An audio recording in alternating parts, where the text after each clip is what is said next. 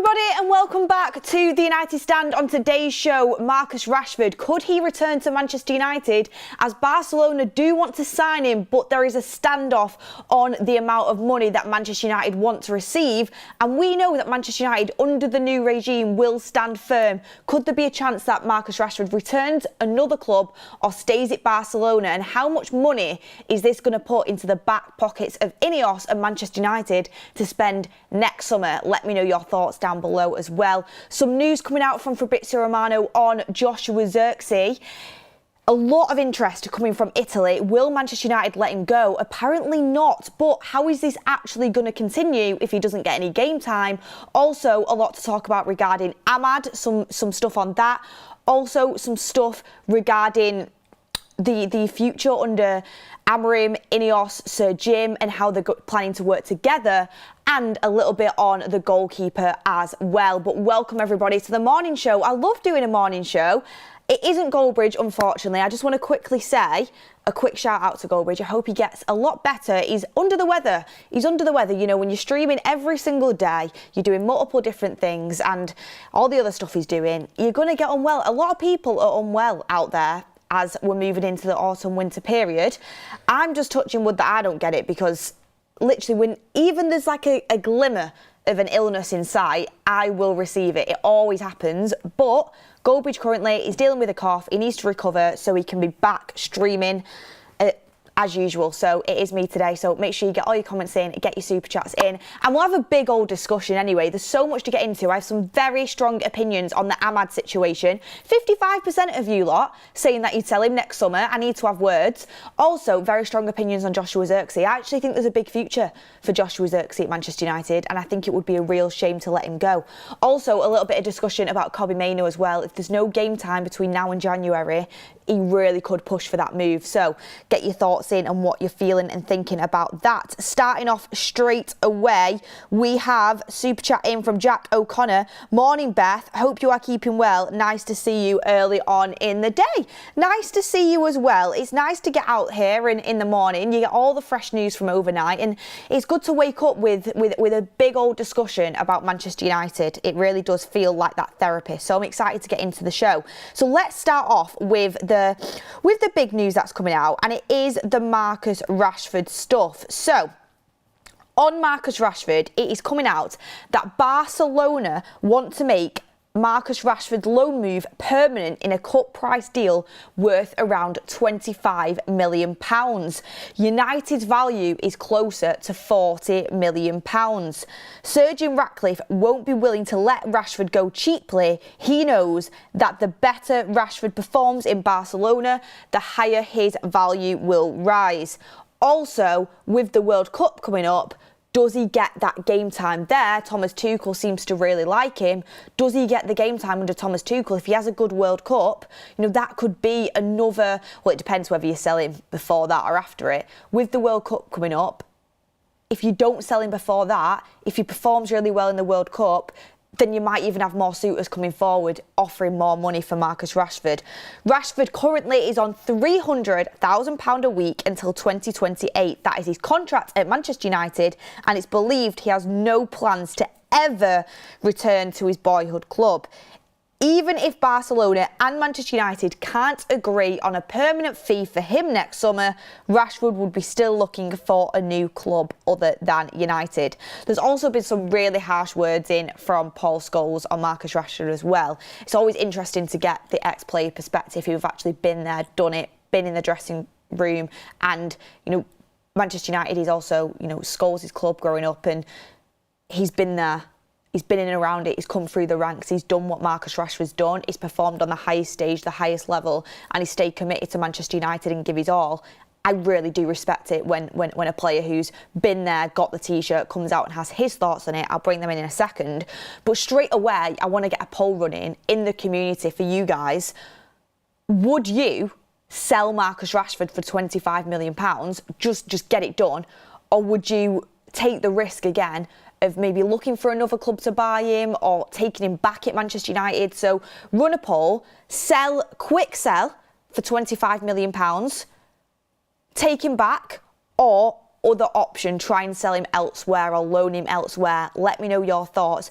Me personally, I don't think there's any way back for him at Manchester United unless Ruben Amorim goes. There is a real possibility, and I just want to put it out there. I need a sip of water because I don't even think I've drank anything yet. It's been a massive rush to get in here and speak to you guys this morning. I hope you all appreciate it. 1 second. The first sip of water of the day. It's gone down lovely. Anyway, there's a real possibility if Amorim does go, and let's be honest, we don't want Amorim to go. Some of you might do. I don't want Amorim to go. I want Amorim to be successful. I want every single manager that walks through the door at Manchester United to be successful.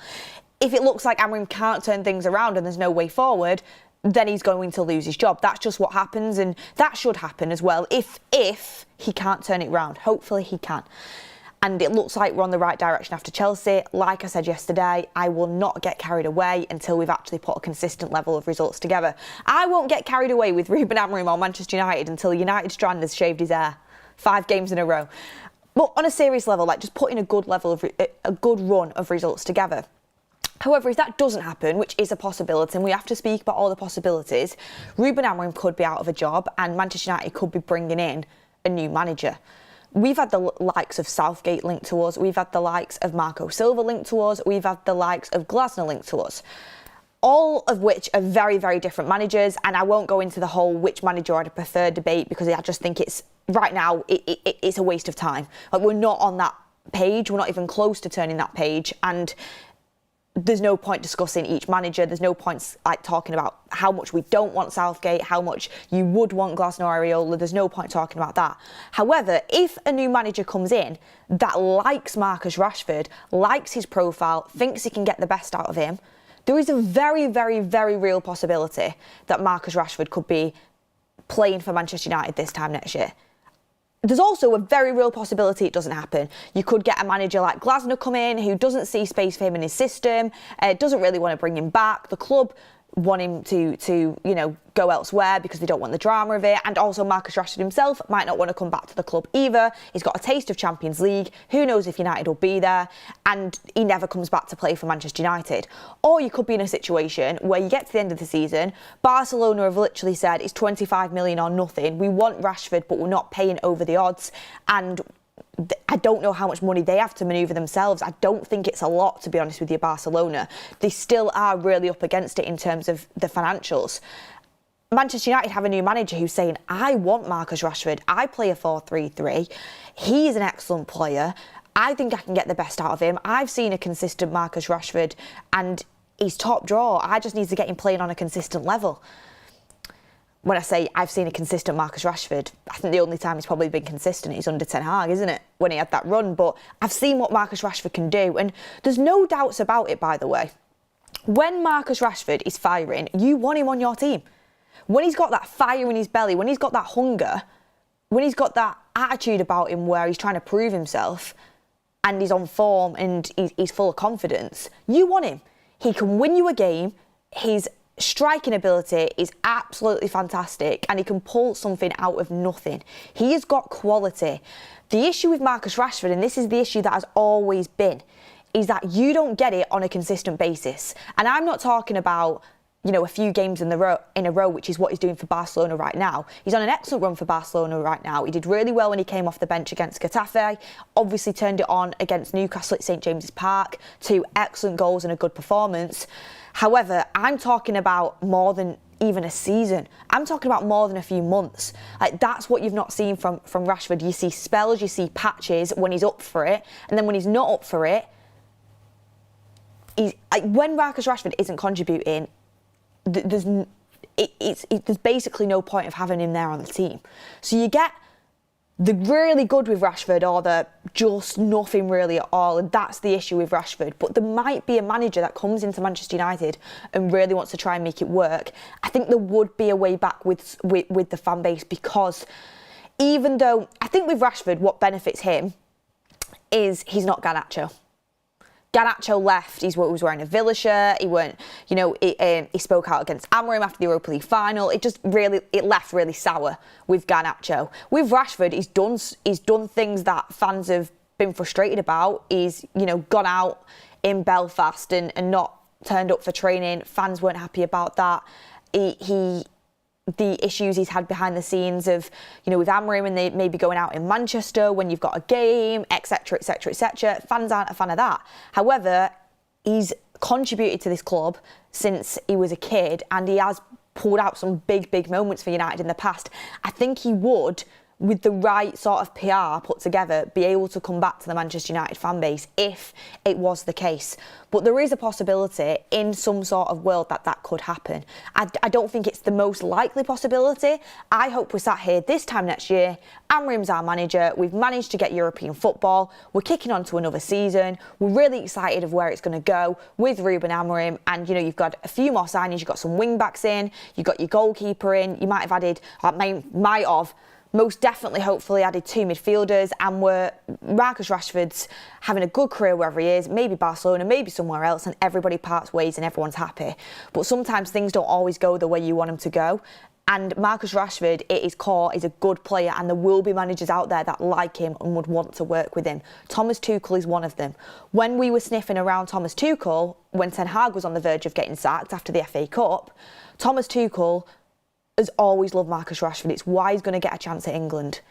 There's some managers that just really rate him. There's some that don't, and there's some that won't put up with the behind-the-scenes antics. I mean, the word coming out of Barcelona, and that was from Fabrizio Romano, is that Marcus Rashford's been nothing but professional while he's at Barcelona. They really like him there. They're really impressed with him, of how he's adapting. But then literally the day later, he was late to the pre-match meeting before Getafe, and he got benched. So, with Marcus Rashford, you never know. There's too much gone on at Manchester United for me to ever maybe... It's difficult for me because he was always my favourite player. If it was a professional, raring to go, I'm going to sprint back, I'm going to give my everything, Marcus Rashford, then I'd be open to it. But I think too much has been gone. With Marcus Rashford, for me, what really grinds my gears is I saw him doing that at St James's Park for Barcelona, and I thought, why weren't you doing that for Manchester United? Why weren't you doing it when the going got tough for Manchester United? He did it in some patches, but when Manchester United were really under it, when we're really under pressure, when we're failing and not performing where we should be as a football club, I see you walking around the pitch. I see you not even sprinting to go and get the ball. I see you going out and not turning up for training. I see the manager having issues with your behaviour behind the scenes. I don't like that. I want professional football players who will give their all every single week for this football club, especially when you are a born and bred Manchester United fan. You should be giving everything week in, week out. There is something to be said for sometimes people get carried away with the contract that they're on. Sometimes people feel too comfortable. Sometimes people need a reality check to realise what's in front of them. Hopefully Barcelona is this new chapter that Marcus Rashford can get excited for and can give his all to, which he's currently doing. How long does that last with Rashford? That's the thing. That's the question you've got to ask. So I want to get to the poll and see what you guys have said, but I'm just putting it out there that it is a genuine, real possibility that could be discussed, because it's not as if he is a player that doesn't have any potential. He's got ability there, and some managers will sometimes even arrogantly believe, I can get the best out of this guy. This is my project, and he will perform under me because he's got it there and he can be a match winner. You have the United stand in the chat. I think this is Goldbridge on his sick bed at home. Thanks, Beth, for stepping up, watching from my sick bed with a hot lemon tea. Get rid of Rashi.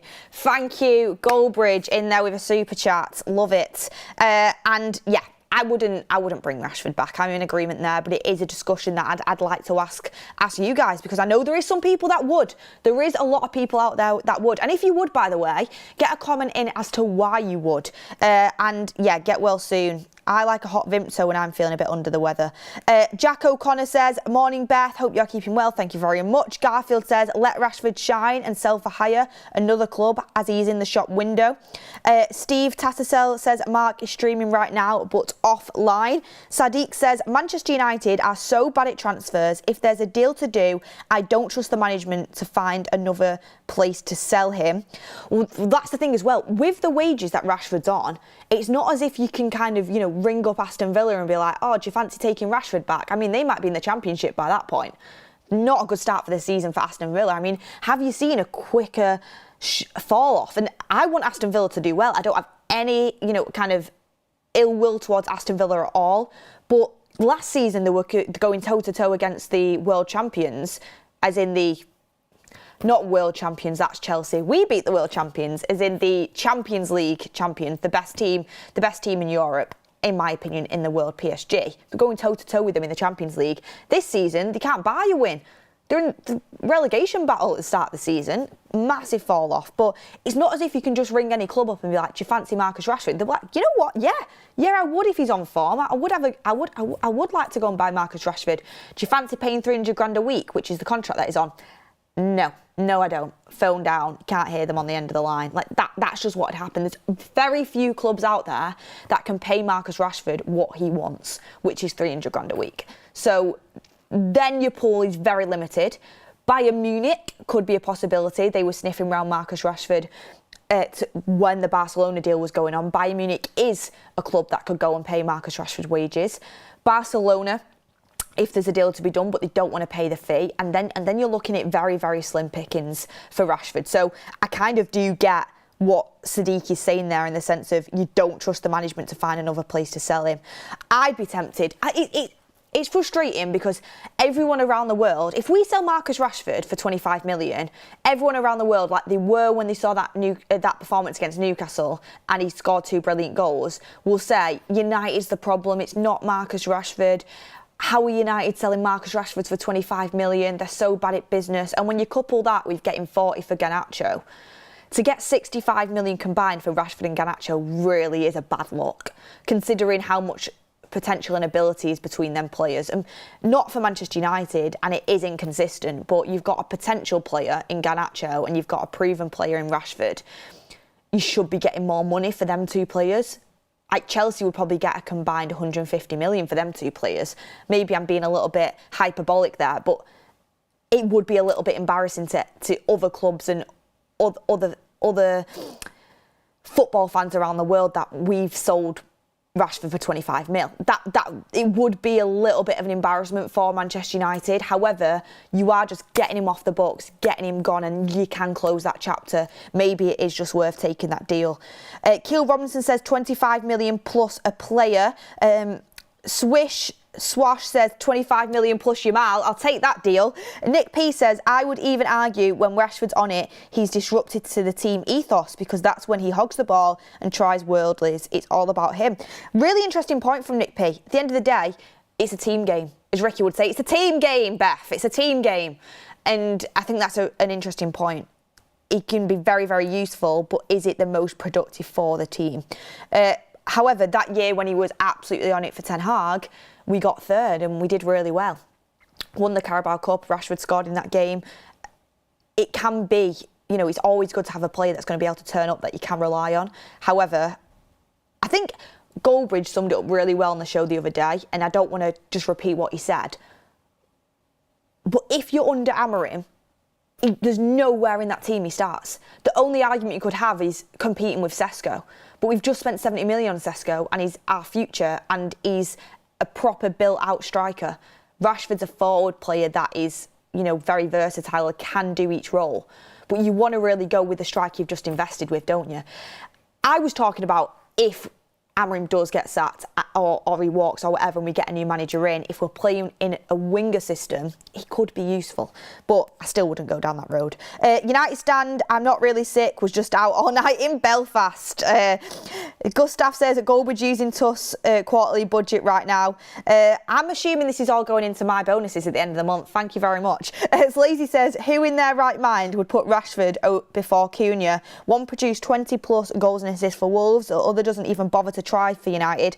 Well, just to wrap up the Marcus Rashford conversation, I want to bring in these comments from Paul Scholes, because if I said this, it'd get clipped. If I said this, it'd get clipped up and I'd be called all sorts for being negative and having an agenda and all that sort of rubbish. But if Paul Scholes says it, people will listen and actually maybe take it on board. Ericsson yesterday, by the way, saying that, ex-Man United players in the media can be disruptive. I didn't think that was a great look. Everyone's entitled to an opinion. At the end of the day, it's football. Like it or lump it. You shouldn't be letting that get in your head. And if anything, you should maybe listen to it and take on board some constructive criticism from players that have actually been there and knows what it takes to win for this club. But Paul Scholes said this: I struggle to feel happy for Rashford, mainly because of his attitude. His attitude towards Manchester United, in the end, I thought was disgraceful. The amount of times I saw him at Manchester United walking. So, Paul Scholes says he even struggles to feel happy for Rashford. I don't go that far. I don't really care what happens. I want Rashford to do well because it's a product of the United's academy, and I just think he's a player that got lost along the way with maybe some of the wrong people around him that obviously he always has to take responsibility for the decisions he made. Where I do agree with Paul Scholes is there's absolutely no backtracking and no excuse for his behaviour at Manchester United towards the end. The going on nights out when your team needed you, the not turning up for training, behind the scenes, the manager not being happy with with you behind the scenes, and also on the pitch, taking advantage of the fact you were starting every game and not giving your all on the pitch, the body language, the walking, that I can't excuse. And when so many people came out after the Newcastle game and was like, see, it's Man United that's the problem. United have to take accountability. How have we allowed a player who's our highest paid player to turn into this when he was just a lad with a smile on his face coming out of the academy, buzzing to be on the pitch, who looked like the next best thing? United absolutely have to take responsibility of how they handle players, how they nurture players, and how they nurture their attitude, and how they grow into the player and the person they become. And I'm not saying Rashford's a bad person. He's not at all. Like, the stuff that he's done for charity, other things. He's not being a bad person because you've gone out on a night out and you've not turned up for training. He's done a lot of good things. However, I do think he got lost along the way. Some people will say in this modern world, the club can't always have tabs on you. However, I really do think it's up to the club, when you've got an academy product, to take responsibility of how you bring up that player to be the best possible professional they can be, and that professional mentality. So, yeah, Rashford, I think it's all been and gone. I think we've been down that road before. Will he, won't he perform? But I think the best thing for me to do, I think I'd just cut my ties and take the hit and take everybody saying 25 million's a joke of a price, it should be more. I think I'd do it just to cut ties and have the end of it. He gets his dream move. We get his wage off the books and say goodbye to that saga. And I think everyone's happy apart from maybe Sir Jim, who would have liked a little bit more money in his pocket for that asset. Let me see what you guys would say in the comments though. It's so annoying. My poll never works and I need to sort it out. Apparently, Goldbridge has gifted 10 United Stand memberships as well. So, lucky people in the viewership that got them. Thank you very much to him for adding them to the show. So, 60% of you guys have said quick sell to Barca. So, we're on the same page with that, where we have just. I've just said it without even seeing your poll, and 60% of you have said quick sell to Barcelona, 30% said sell elsewhere, and only 7% of you want to bring him back. So I think that is a very, very, very strong message from this community that we just want that chapter to be over. We have Manobrand saying, I was behind Marcus because he was a United player. Once he is no longer able to play for us, who cares what he does? Please don't say you are happy for him. No, because I don't hold any ill will in my heart. Obviously, we can all have a bit of banter. We can be like, I'm not going to lie, like not Rashford, I keep getting mixed up. Garnacho sitting on the bench for 90 minutes in the pouring rain, I felt like a little bit of justice there after the way he behaved, but only because of the Villa shirt incident. I wouldn't have wanted that if it was an amicable splitting. If McTominay or Højlund or, another player who's left amicably came back to United, I'd want the best for them. Rashford is a difficult one because I don't want to hold any ill will. If he does well, it shows good of United's academy, and he's a lad from Wythenshawe that's gone out there and played for Manchester United on the biggest stage. He's now doing it for Barcelona on the biggest stage. I don't want to hold any ill will, but that being said, I don't want to bring him back. Ginger Red 68 says, hi Beth Bridge, stepping up to the plate and performing like the women's team. Someone's got to hold it together for the club, don't they? Someone's got to hold it together. Anyway, let's talk about another potential exit in Joshue Zirkzee. So this is coming from Fabrizio Romano. He has said this: over the past 9 months, multiple clubs have tried to sign Joshue Zirkzee, with Juventus pushing hard for a loan with a buy option in January and Napoli and Inter showing interest in the summer. However, United and Zirkzee rejected these approaches as Ruben Amorim values him highly for his versatility in playing behind the striker as a number 9, while adding quality, assists and goals to the squad. Very, very interesting stuff coming out from a top tier source there in Joshue Zirkzee. Straight away, I want to ask you this question. It's going to be a little bit poll central here, but stay with me. My next poll is keep or sell Joshue Zirkzee. There's going to be another poll that follows this, so stay with me. Keep or sell Joshue Zirkzee straight away while I kind of explain my point of view on this bit. So, this is where the contradiction comes in. There's many clubs showing interest to sign Joshue Zirkzee. Napoli showed interest, Inter showed interest. We know Italian clubs rate him. All proposals rejected. All that we've heard out from multiple good sources, Romano and Ben Jacobs when he comes on the show. He's on Thursday, by the way, so stay tuned for that because we can ask him about this again. But all we hear is Amorim and the hierarchy at Manchester United really rate Joshue Zirkzee. They think they've got big stuff coming up for him. They've got big plans for him. They think he's going to be a top player. They really like his versatility. They really like his attributes. Like, all we hear is how much of Ruben Amorim really likes Joshue Zirkzee, how much the hierarchy like Joshue Zirkzee, how much he's going to be a big player for the future for Manchester United. However, we're nearly into October here, and I don't think he's started one game for United yet this season. And of course, not everything always comes at once. Sometimes you've got to build a player up. Sometimes you've got to wait for your moment. I absolutely get that. But it is a World Cup year. Joshue Zirkzee would like to get into the Netherlands squad. I know he's not at the forefront of Ronald Koeman's mind when it comes to the Dutch national team. And I know he's not a player that will probably be starting at all for the Netherlands. But he'd like to be part of that squad. And he'd like to build his way into that Dutch international team. Just the same way Kobbie Mainoo wants to be going to the England squad. And they're both suffering from a massive lack of minutes.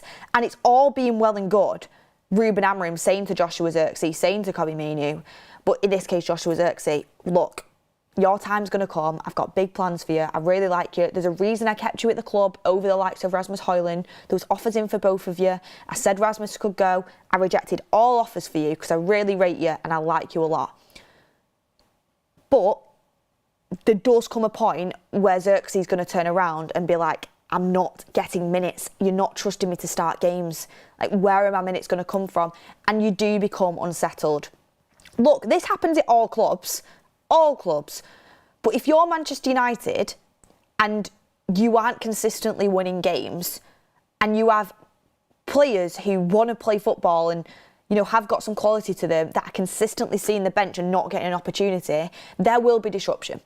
If you're at the likes of Liverpool, where you're winning every single game, but you can't really get on the pitch and you're having to compete for your place a lot and you're not really seeing much game time, you've got to accept it and grin and bear it, and you can take it because you're winning. And, you know, you've got the opportunity of Champions League football, you're winning. At Manchester United, we've got one game a week for Ruben Amorim to give minutes to players. You now don't have the Carabao Cup games, which, by the way, Joshue Zirkzee didn't even get a start against Grimsby. I know he was coming back from injury, but wow, like that must be a kick in the teeth for him, because that would have been an opportunity for him to play football, and they've gone out of that and he didn't even get to contribute to the game, really. So there comes a point where at United, if you're not consistently winning games, the players that Ruben Amorim's picking aren't consistently winning games. You've only got one game a week and you're not even getting off the bench. He didn't even get off the bench against Chelsea. You're going to be there saying, look, boss, I know you said you rate me. I know you said you've got big plans for me, but when are these plans happening? Because I can't waste a season of my career. I want to be playing football. I potentially want to get into, you know, the Dutch national team here. Like, what's the plan? And that's where Ruben Amorim's going to have to start having these conversations and handling things to the absolute best of his ability when these conversations do come about. We're still at the start of the season. There's still time, of course there is. But January will creep up on us. That transfer window opens and there will be leaks coming out. Not necessarily from Joshue Zirkzee or Ruben Amorim. I don't think Ruben Amorim will be leaking, but not necessarily from Joshue Zirkzee or the likes of a Kobbie Mainoo or the likes of even a Ugarte who might not be, getting on the pitch. From what we've heard, Kobbie Mainoo, super professional, training hard. Joshue Zirkzee, super professional, training hard. The same for all the players that are at the club at the moment. All of them, got good personalities, doing the right things behind the scenes. But the agencies, we had it with Joshue Zirkzee's agency, literally this time last year, I think it was, where it started going out that, Italian clubs are interested. Joshue Zirkzee might seek a move in January to Italy or whatever. Sometimes the agencies of these players will put these stories out there because they want the best for their clients. Kobbie Mainoo, we want him to go to the World Cup. Let's try and get you a loan move in January. How do we manoeuvre that? We put out stuff into the press. Joshue Zirkzee, you're not getting any minutes. I know Amorim keeps telling you you're going to get minutes, but you're not getting any minutes. You played really well in Italy. You won awards in Italy, and there's Italian clubs interested in you. Let's see if we can get you some game time, maybe even a loan move. So these things might happen. At the end of the day, there is such a thing called squad depth. However, we're talking about players here that will want to be starters. Like to be fair, Joshue Zirkzee, I actually think you could get away with him being like a good squad option. Sometimes he starts games, but most of the time he's coming off the bench, he's impacting games. I think if you give Joshue Zirkzee enough minutes, that would be a really great combination because he's a good player that can affect the game and is useful off a bench, but he also is probably not a demanding starter. Kobbie Mainoo, on the other hand, you're not going to be getting away with just using him for 10 minutes here and there. He's going to want to be starting games. There's certain levels of talent where you can't just have them as squad players. So it'd be interesting to see how this gets handled. Now I want to look at the poll. My opinions, by the way, on Joshue Zirkzee is I would absolutely keep this player. I think there's way more to come from him. I think he's got really good attributes. He's so good on the ball. He's technically great. He works hard. He's got a good attitude. The issues with Zirkzee, sometimes I feel like he's a little bit slow and his pressing isn't great. You need some quick-paced players around you for it to work, especially in the Premier League. However, I think there's more than enough attributes there. His aerial ability, he's a big lad, he can get in the box. I think there's enough attributes there to work with. How silky he is on the ball, how good he is at linking up play. I think if you put him with the likes of Cunha and Mbeumo, you could see a really fluid front three that is quick in terms of moving over the ball, getting up the pitch, and some really technically good football there. So I'd like to see Joshue Zirkzee get more time. I think just at the start of this season, we've been a bit unsettled. We had the Cunha injury. We've gone out of the Carabao Cup. Amorim has been under massive pressure. Mount's come out of kind of nowhere and Ruben Amorim really likes him. He's probably been one of our most consistent performers. And there's not really been as much time to get certain players on the pitch. I think there probably was plans for him to come on in the Chelsea game, but the Casemiro red card sort of spun it. So let's see if he gets any time against Brentford. However, he needs to get time quite quickly. If we had European football, would there be no issues here? He would be getting game time, there'd be rotation. But right now, you struggle to see where he gets into this team, and I'll move on to that in a second. Joshue Zirkzee, keep or sell. Keep, 71%. Love to see it. That is exactly the route I'd go down. You need depth. He's got potential. And I've seen some really promising signs from Joshue Zirkzee. I like how dynamic he can be and how versatile he can be. Also, you have got to take note that Ruben Amorim could have sold him this summer and kept Højlund. He chose to keep he chose to keep Zirkzee and sell Højlund. Put him on loan with an option to sell. He could have done the opposite. He could have said, Zirkzee, you've got no plans for you, and there was offers there for Zirkzee. He could have gone. Højlund was desperate to stay at the club, and he still put his foot down and sold Højlund over Zirkzee. So Ruben Amorim does see something in him. However, this is where the next poll comes in. So 71% of you has said keep Joshue Zirkzee, which is what I would have done. However, you're Ruben Amorim now, right? Where does Joshue Zirkzee play? Just quickly, fire into the chat. Where does Joshue Zirkzee play? Does he play over Cunha? No.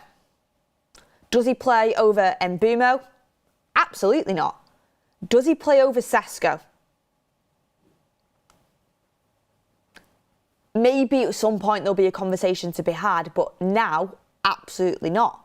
You've just spent 70 million on a focal point striker that needs game time, needs to bed into the Premier League, and you are kind of putting your eggs in his basket that he's going to be your striker, he's going to be your guy. And as much as, we love Joshue Zirkzee and we think he's got ability, there's always been question marks over whether he can actually be a number 9. He's not a 20-goal-a-season striker, he's not. However, with the likes of Cunha and Mbeumo, which we've not yet seen him with, he really could be that facilitator. He could take on that Firmino-type role. I genuinely do believe that. Therefore, I think he could play striker very well. Because you think about it, we've actually not seen Zirkzee, Mbeumo and Cunha on the pitch. We've not seen it. Pre-season, Zirkzee was injured. And then when Zirkzee did come on in that Burnley game, he came on for Cunha, who was injured. So we've not seen the three of them together. And by the way, in that Burnley game, we won the game. Zirkzee came on and he did well. He put a good shift in and we won that game at Old Trafford, but we still won it. Zirkzee put a shift in there. So he's a 9.5. He's a 9.5, guys. And as a starting player, there just isn't room for him. We're all probably going to go Sesko over him. However, I do put this here. I do think as a facilitator with Cunha and Mbeumo, there should be some competition there for Sesko at some point in the future. But for now, that's Sesko's position, I do believe. And he's just come in. We put money into him. He's that out-and-out striker. Let's see how that can work. Cunha's always going to start his Ruben Amorim signing. And he's top quality. And Mbeumo, the same. Ruben Amorim signing, in my opinion, our best attacker. When he comes off the bench then, here's the next thing. When you're doing rotation, right? Where does he come on in rotation? Because this is where I do think he needs to start to get more minutes. This is what Ruben Amorim's done. And I'm the biggest Mason Mount fan. And I think he's actually been probably one of our most consistent players since the start of the season when he's been fitted on the pitch. However, when you are subbing Sesko in a game, I get in the Chelsea game it is different because you are down to 10 men, even though Chelsea are also down to 10 men. If you're subbing Sesko, let's sub him for another striker, 9.5, Zirkzee. Let's do that. Let's not sub him on for Mount and play the false 9 thing, because Zirkzee basically can be a false 9 anyway. If you're subbing Mount on, let's sub Mount on for Cunha. That's his position, that left-sided 10. Let's sub players for their positions. Obviously, sometimes you can do a little tactical tweak, but Mount should be coming on for Cunha. Zirkzee should be coming on for Sesko. Mbeumo, it can all change a little bit, but that's the direction I'd be going down. Of course, you could have a situation where, Sesko comes off and you have Mount come on and you've got Cunha playing up front, but I like Cunha in the 10, me. That's where I like to see Cunha. So what I'd like if Sesko is coming off, because this will happen, he's not going to play every minute. Say he gets to the 70th minute, you want to make a change. Sesko comes off, you bring Zirkzee on into that facilitator role. Not only do the opposition's defence have to adjust because it's different, you have Cunha and Mbeumo both running off Joshue Zirkzee, who can hold it up, facilitate them, put the balls into them. I think that'd work really nicely.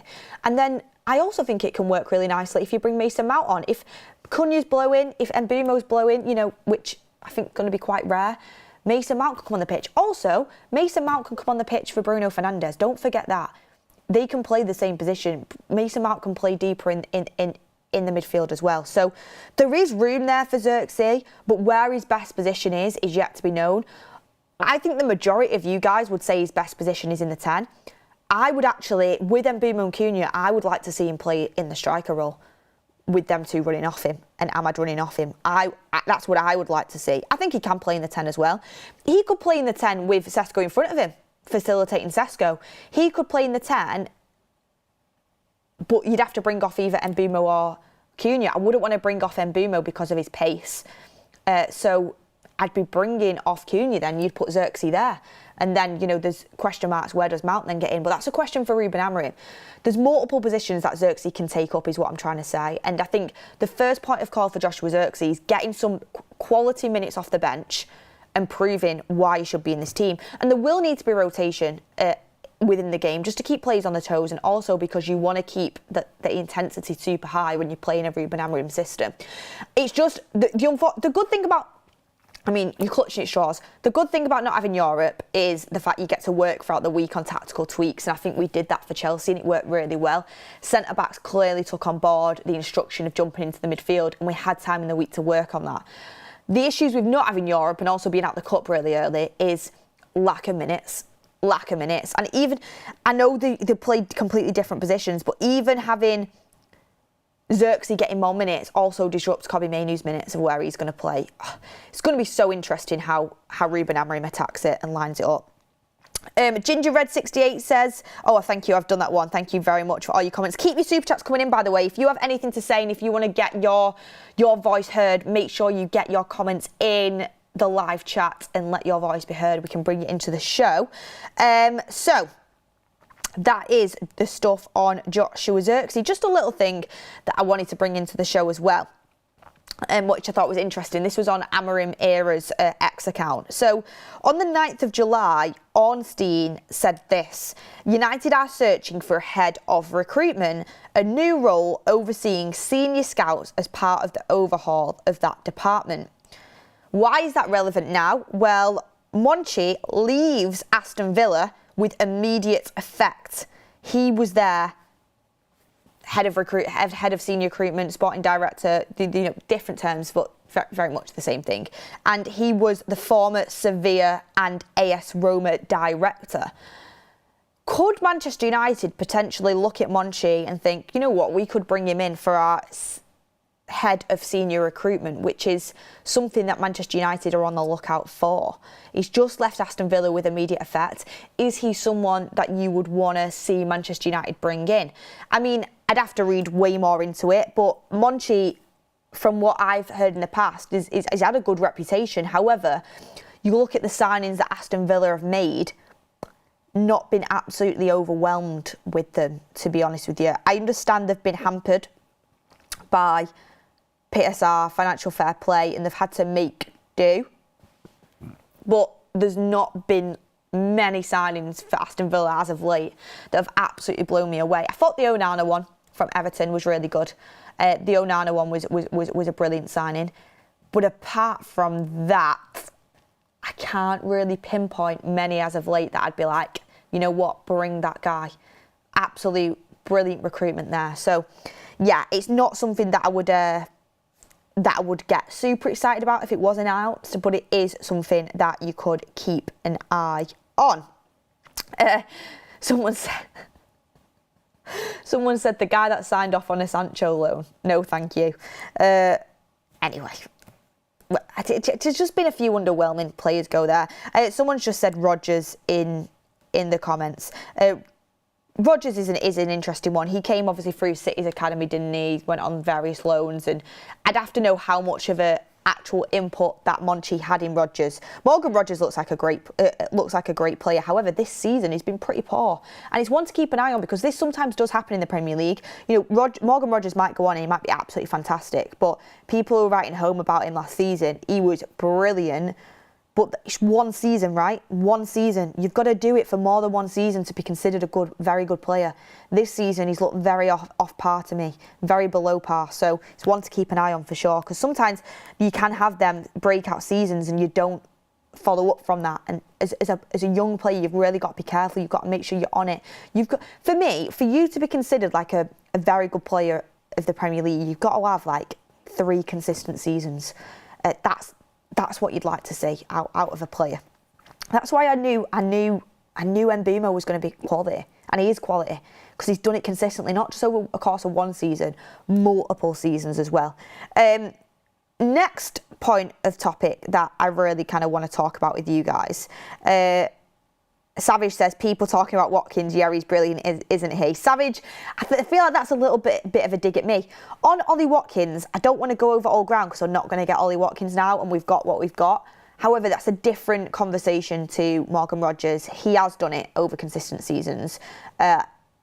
He is, proved himself in the Premier League, and he's not had a good start to the season, no, but the amount of service he's getting is abysmal. I've watched Aston Villa's games. The service he's getting is abysmal. He's working his socks off. He's running the channels.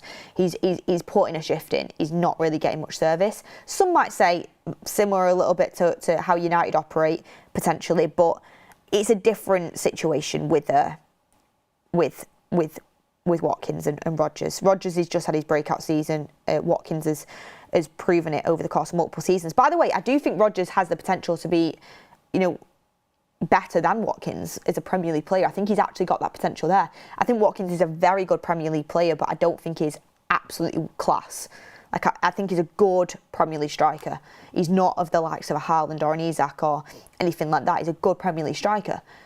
With United, why I wanted him is I think we needed to walk before we could run. We're in 15th. I was aiming for top half of the table. Then you get an even better player in to go and, challenge towards the top of the league. With Rodgers, he's shown so much quality, but it's just whether you can do it season upon season. It's so difficult in the Premier League. Yes, if says, Beth, do you think Lammens will start the next game? Well, that's a really interesting topic to bring into the show because it kind of leads on to what I was going to bring in next, and it is a little bit on the keeper situation. Do I think Lammens will start next game? No. Why don't I think he'll start next game? I think barring Casemiro, who obviously can't play because of his red card, he will go for the exact same lineup. Who takes place of Casemiro? I am not too sure. It's going to be really interesting to see. Maybe he puts Cunha back in the side, though, if he is fully fit. But I honestly think Amorim, even though obviously I know Chelsea went down to 10 men, I think he'll want to start the exact same side, bar the Casemiro, which is unavoidable against Brentford, which means Bayindir will start. Also, I think back to when Ben Jacobs was on the show last week and said he thinks that Lammens will come in after the international break. So after the international break seems like a point where we can look at Lammens coming in. Also, do you want to start Lammens Brentford away? I'd like to start Lammens in a home game. I would have started him in the derby. I sat here and I say that now. There's no easy game in the Prem. The more you build it up, the more pressure that goes on him. He's going to have to get in there eventually. Stick him in, and if he's your number one, let's go for it. Premier League's a tough game. Tough. Every game's tough. You've bought him for a reason. Let's get him in there. However, now he's waited. Do you start him in Brentford away? I probably still would because I don't think Bayindir's a good keeper, but I don't think Amorim will. But on the keeper stuff, Amorim literally said we don't have a defined number one. We got linked to Mike Maignan yesterday. Which is interesting. Apparently Manchester United had conversations with him in the summer. I still believe that Ruben Amorim, Bayindir will go. Bayindir will absolutely go. Lammens will be there. Whether he's absolute number one or the number one for the future and is a competitive number two remains to be seen. I still think Amorim's eyeing up Diogo Costa. Remember the information that we had. Last January, he rung Diogo Costa and said he wants him to be his goalkeeper at United. He rates him highly. I still think he'll be looking at that for next summer. Keep an eye on it. It's Costa from Porto. Linda MUFC says, yeah, Diogo Costa from Porto is who I'm talking about. But this is the news that Samuel Luckhurst put out. Samuel Luckhurst of The Sun now, not the MEN, The Sun. He said this: if United did come calling with the promise of a salary increase and a bigger platform to challenge Pickford for the England spot, one suspects Henderson's head would be turned. Quick poll, would you take Henderson as United's number one if he was available for a decent price? Quick poll now, because I would love to hear your guys' thoughts on that. But he's put out there, and we know that Luckhurst has good sources close to Henderson, because when Henderson is at the club, he reported on Henderson a lot, and it felt like he had good insight into that. So he said if United did come calling with the promise of a salary increase and a bigger platform to challenge Pickford, Henderson's head would be turned. Basically, Henderson's a boyhood Manchester United fan. Henderson always wanted to be number one at United, and he's probably sat there, looked at the situation and thought, I'm doing really well for Crystal Palace. I could be their number one. Bayindir is just nowhere near it. Henderson's miles better than Bayindir, and there's just no even debate about it. Lammens, we actually don't know. Henderson won't probably know. So he's probably sat there and thought, if I could get out of it for a cheaper price, I could be playing for Manchester United as their number one. It's a real opportunity for me right now. Obviously, he's done brilliantly for Palace. He's a big reason, and once a red, always a red. Palace beating Liverpool, Dean Henderson, thank you very much for that. Dean Henderson was a huge reason as to why Palace beat Liverpool in the FA Cup, and I loved it. Brilliant. He's done really well for Crystal Palace. He's a very good goalkeeper. Would I go back down that road? It depends how good Lammens is. If you said to me now, you could have Henderson in as your number one, I would take that offer. Yeah. And I can see Mark's at home. He's just coughed up on his Lemsip. He can't believe it. His Lemsip's gone everywhere. Sorry, Mrs. Goldbridge, you're going to have to clean it up. He can't believe it. He can't speak. I've just said I would take Dean Henderson if it was an opportunity. The only reason I would is because look at what we've got. We've got Binday, who is nowhere near good enough, and we've got a young kid who we actually don't know. I'm hoping he's the next Courtois. I'm hoping he's the next best thing, but we don't know how much we can rely on him. So if you said you can have Dean Henderson for a good price, yeah, I would take him. He's a good keeper. He's a very good Premier League keeper who would do well for us. Is he the best we can get? No. No, he's not. But I don't trust Man United to go out there the best we can get. We had Emi Martinez waiting on the phone for us in the summer and we didn't take it. An experienced World Cup winner who would have been a brilliant addition to this side. By the way, did you see him for Aston Villa at the weekend? He was the only reason they didn't get beat. He's so good. Whoever didn't sign off on that, my head still gets hot thinking about it. How can you look at that as a senior member at Manchester United and think, I know what we'll do. We won't get in. The proven number one, who can do it in the Premier League, has won a World Cup, has the mentality, has the ego to take on the Man United shirt and not let him affect him. Instead, we'll go for a young keeper who Amorim isn't even going to play into October, and we're going to have to just hope and pray that Binday doesn't make mistakes, even though he probably will. Like, mental that we didn't go for that. And Kennedy's saying 40 mil, Beth, 40 mil, Beth, 40 mil, Beth. It would have been cheaper than that in the end. We would have got Aston Villa down. I do believe that. And still, if you would have got him out for 30 mil, it's still a good price for a keeper that is going to be here for 5 years and going to be very, very steady and good for you. By the way, Martinez, as a character, frustrates me. Always used to get so agitated by him when he came to Old Trafford. But we needed a little bit of that in our team. Anyway. Would I get Henderson in? Yes, just because of his experience and because I know he can do a good job. Is the better out there? Yeah, but a keeper's always hit and miss. Again, I'd argue like I'd want to go down the Premier League proven route. And I know random guy says Beth shouldn't speak about a keeper. I'll zip my lips in a minute. I probably shouldn't. But I know a lot of you guys are saying, let's go and get Diogo Costa. Let's go and get Diogo Costa. He's going to be around 40 million. Are we going to spend that on a keeper? And I'm going to be completely honest with you guys. This might be a good thing. This might be a vote of confidence. You know what Beth says, do the opposite. I'm not 100% on Diogo Costa. I've watched him quite a lot now. And yes, he's got so much potential. Yes, he pulls off some brilliant saves. Good on penalties. Good with his feet. However, he has mistakes in him. He definitely has mistakes in him. Would he be able to take on that number one shirt at United? I've got a worry in there. And again, I know that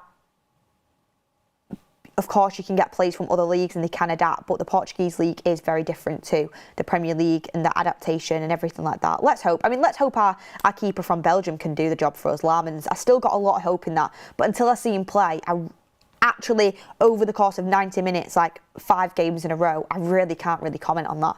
I've seen bits of Lammens, I have, but I've not seen him enough to fully pass judgment. Dean Henderson returned as number one, yes or no? I kind of have a feeling I know what this poll is going to be.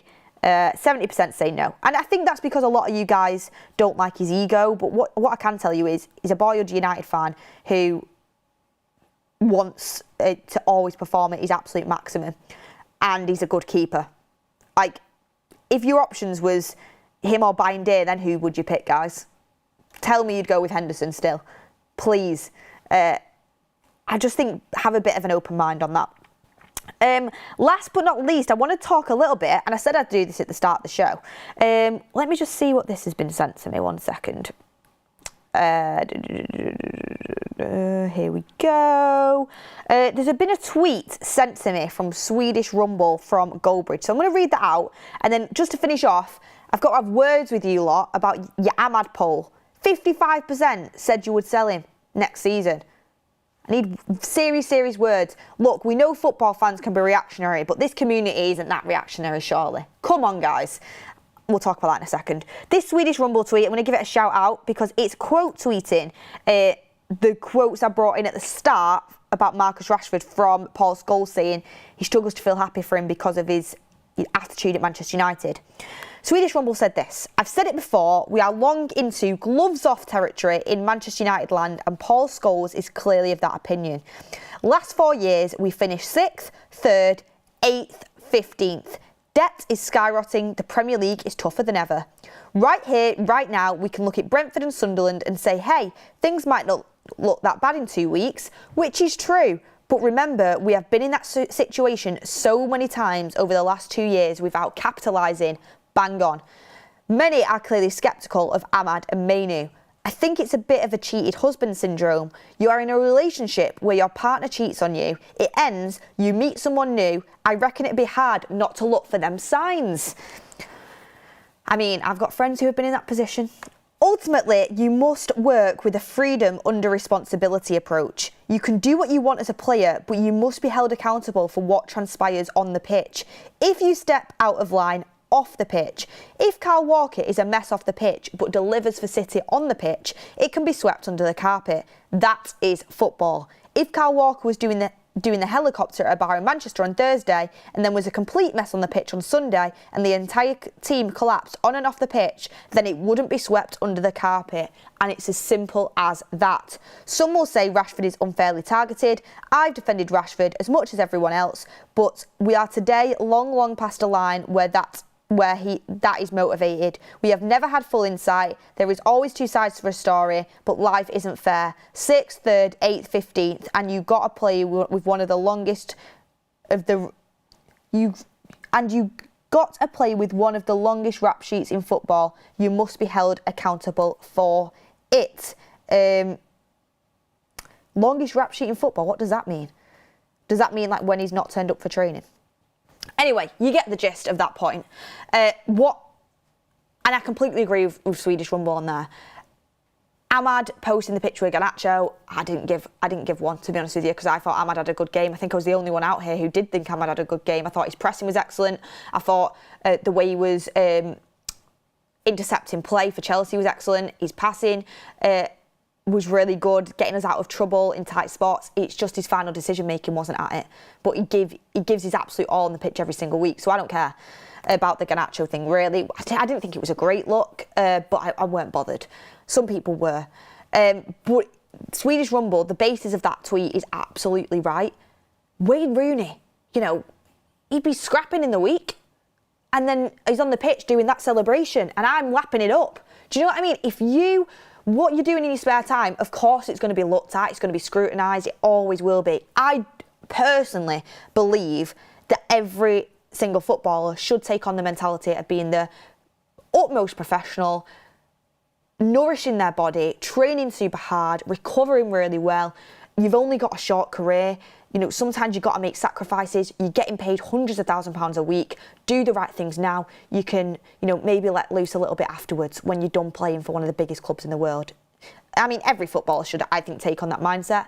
Some do things off the pitch that maybe we wouldn't all agree with and could be deemed as unprofessional. However, if you turn up on a Saturday or a Sunday, you give every single ounce of yourself and you have a good performance, no one's going to talk about it. If you don't, and you look like you've been, out on the lash the night before, then people are going to have an issue with it. It's the way the world works. Look, I think there's been way too much unfair criticism on Ahmad. He's not been going out on the lash. He's not been turning up late for training. He has had a poor start to the season where I actually thought he turned the corner in the Chelsea game, but so many people disagreed. I think Ahmad has gone so under the radar for the good things he does. Like, he does so many good things that people are now just not picking up on.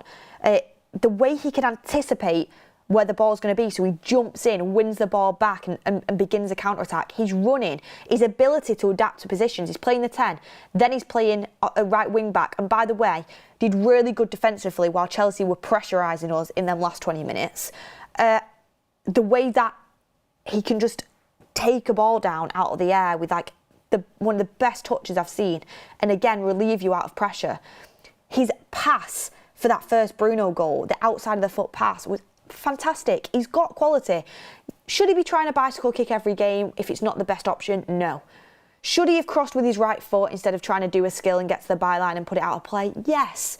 But he's a young player with a start to the season that hasn't been the best, and he's maybe not full of confidence right now. At the end of the day, form is temporary, class is permanent. Amad has certain things to his game you just can't teach. He's got pace, he's got technical ability, he's got intelligence, he works hard. Like, they are some really, really good qualities as a football player. He's deceptively strong, he's deceptively quick, he's deceptively good in the air, he can play multiple positions. There's a lot to like about Amad. So the only issue with Amad that I've had is the start of this season. You can teach hard work, to be fair to you, but the other things are really tough. Great left foot. I mean, the only thing is, I would say, if I was Amber in the start of this season, is, look, you're going to have to look for the best option when you're on the ball. Maybe don't always go for glory, because I know some people said he's maybe been a little bit selfish. And, you know, start mixing it up a little bit. You know, sometimes I know your right foot's not your strongest, but if that's, you're only in the position to use your right foot, get a cross in.